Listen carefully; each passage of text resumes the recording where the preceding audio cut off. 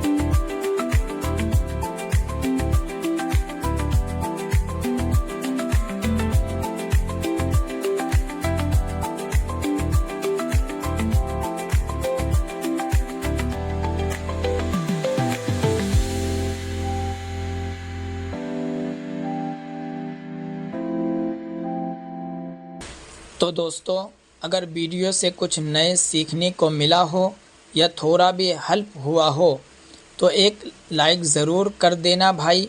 ये आपकी तरफ से हमारे लिए एक छोटी सी तारीफ़ होती है। और अगर आप नए हो चैनल पर तो MSAK मोबाइल्स को सब्सक्राइब करो।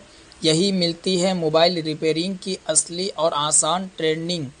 नीचे कमेंट करके बताओ वीडियो कैसा लगा।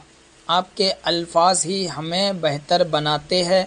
और हाँ, वीडियो को शेयर करो अपने दोस्तों के साथ ताकि वो भी कुछ सीख सके और आपकी वजह से उनका काम बन जाए।